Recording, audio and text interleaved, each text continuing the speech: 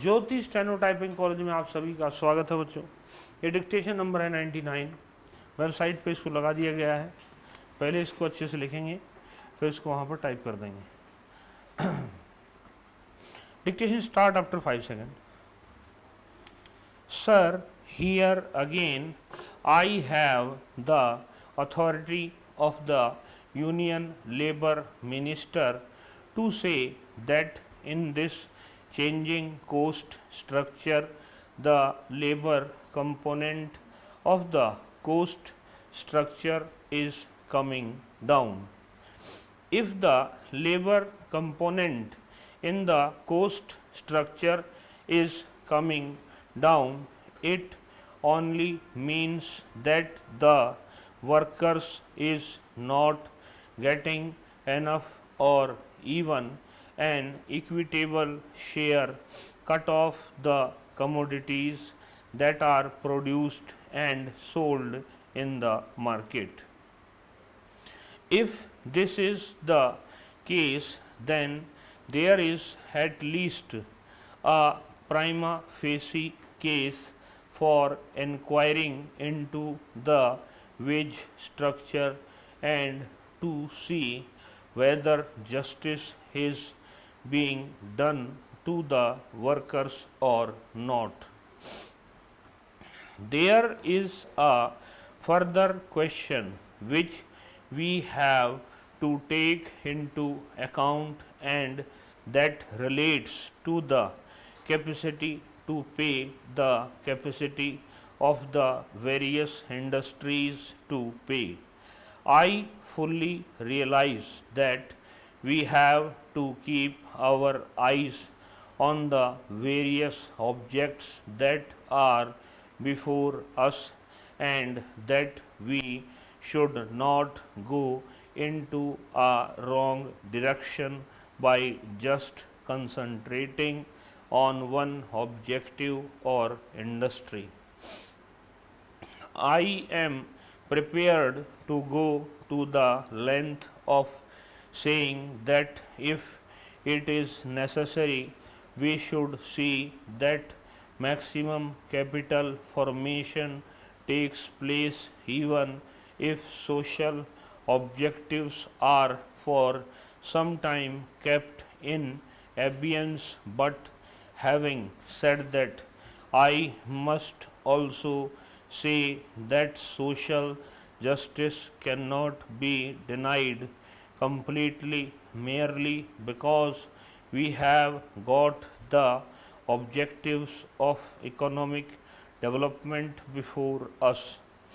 We have to ultimately see that a via media is found which is good for the broad masses of our people. We cannot expect a solution for our economic difficulties by just ignoring the cause of the workers. Sir, if we look to the industries, we find that these are the very industries in which profits are accumulating very fast. There is one very sure indication of whether a particular industry is doing good or not, and that is the barometer of the share market. If we examine the price of shares in respect of the chemical industry, the engineering industry, and even the iron and steel industry, we find that these shares are appreciating in value from time to time because of speculative reasons, because of the policies of the government, and because of the credit policies of the Reserve Bank.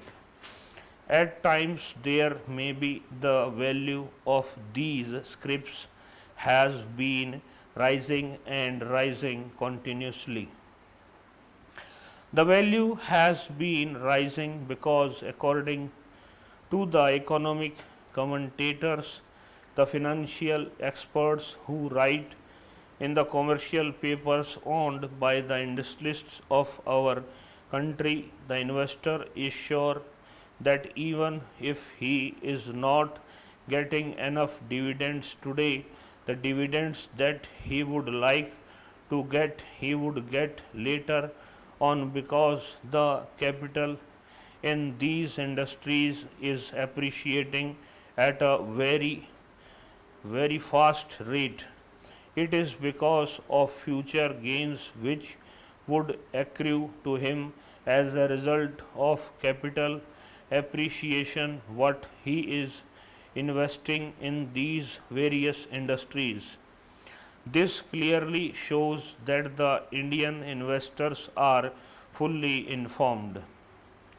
Sir, with regard to iron and steel, the position is that in Tata's, which is the major steel project recently, the workers and the employer have entered into an agreement with regard to wage increase and the has come into force already. About the engineering industry, my friend was reading out some names saying that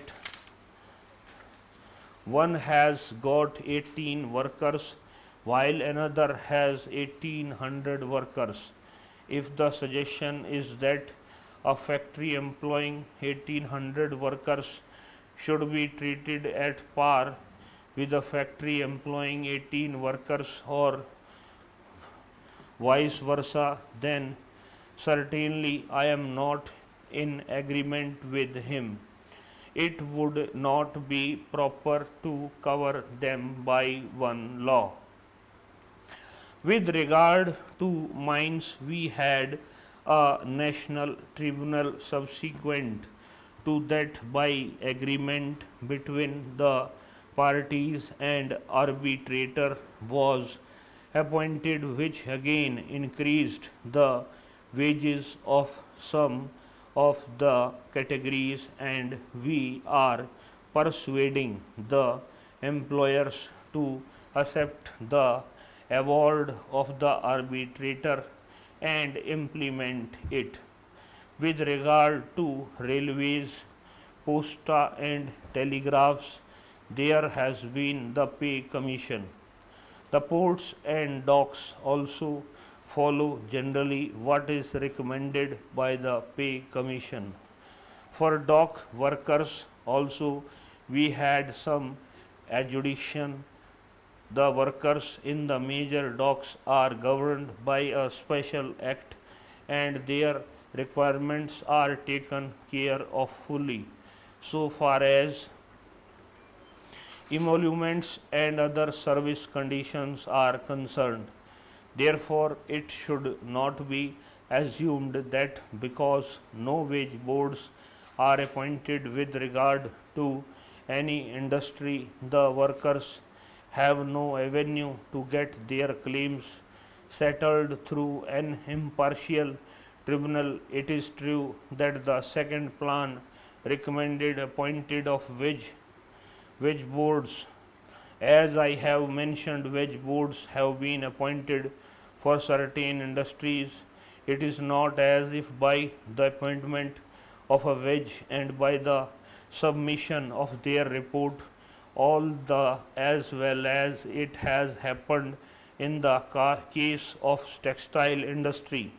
Government has recommended to the industry and the workers to accept the recommendations of the textile wage board, but from the south there is a suggestion that if this is implemented, the mills there will close. That is the reason why more wage boards have not been appointed and why we are not appointing them immediately. Sir, difficulties have been created because of the wage boards which have already been appointed and their reports have been received in some sections.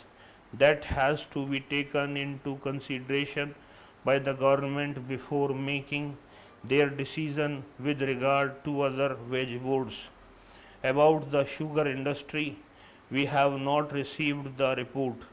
First, we want that these wage boards should submit their reports. When these are implemented, the experience gained by working and following the reports should be before us. Parliament members also may study them, and in the light of that, further action has to be taken. Of course, as I said earlier, we are appointing wage boards for plantation and jute industries in coming days.